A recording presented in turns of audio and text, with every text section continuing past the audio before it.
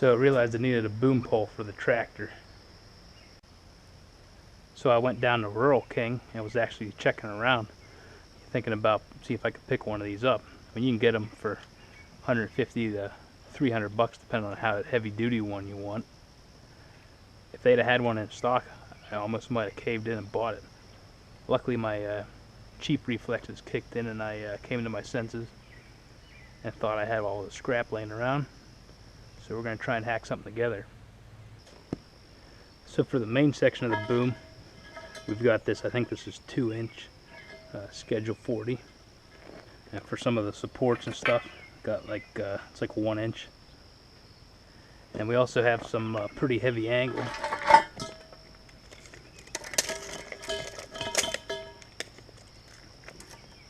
Some 3-inch by 1/4-inch. Probably about 8 feet of that. Got some Cat 2 pins here from the store. They were $5.99 a piece. So far that's the only money we've got into this. So this is going to be the first piece of the build.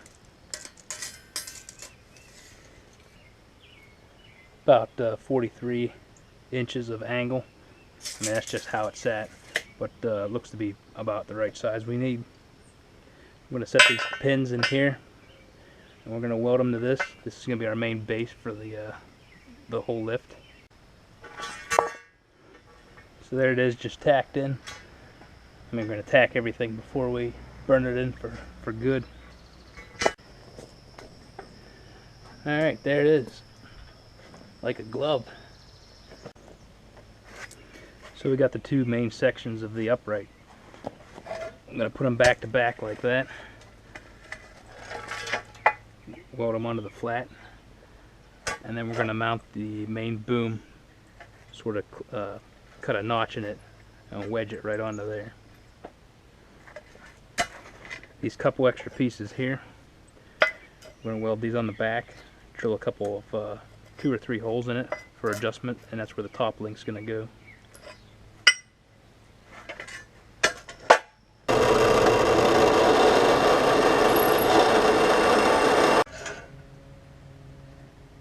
Getting things lined up for the top link bracket.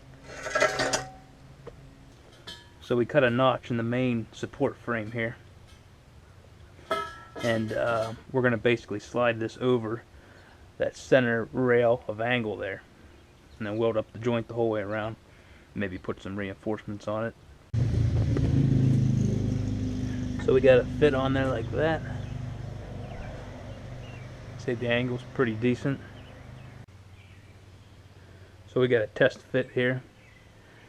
Seems like the angle's pretty decent for having this section of it pretty vertical. So I think we'll be alright. You've got some adjustment with the top link here. Bring it up wherever you need to be. So I think we're good to start burning this thing in a little bit better. So we got the bottom supports cut up here. Gonna have to cope this out a little bit better to get it to fit onto the main post.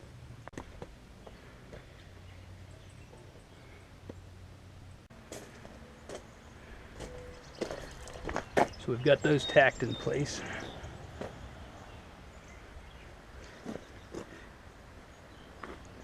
Got it fairly symmetrical. It's not 100% perfect, but it doesn't have to be. Now we're going to put the top brace down the main post. Now for the end loop on here, this is the old connecting rod that you know, put a window in the block of my tractor. So we're gonna, you know, keep its memory alive. I'm gonna put it on the end there.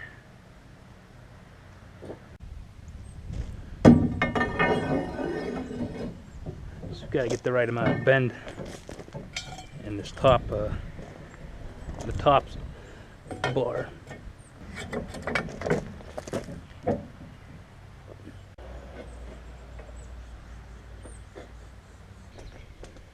So on both ends, I just kind of crush the pipe down, and we're going to weld it up on the end. If I'd really been thinking about it, I would have left this at an angle here so that would, you know, sit up nice and flush against this tube. Guess we'll have to fill that in with weld. So put a piece of plate in there for the bracing.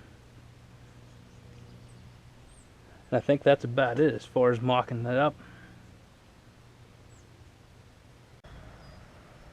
Well, this is going to get interesting. First time running this welder. Yeah, it's good to practice on something like this. That's just some slag. Anyways, it all came together pretty nice. Fits in the 3-point nice and tight. Got the top link set up here on the top hole.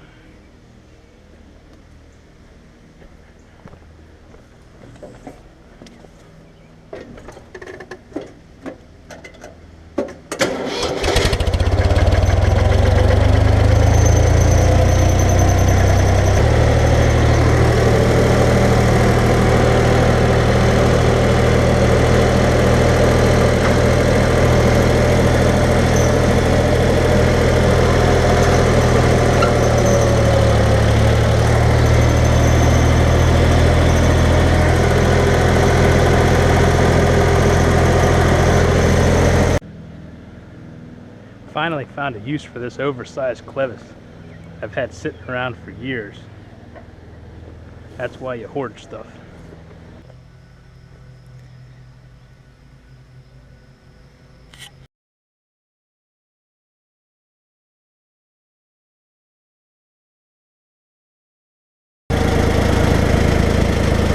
Because everything needs a glass pack.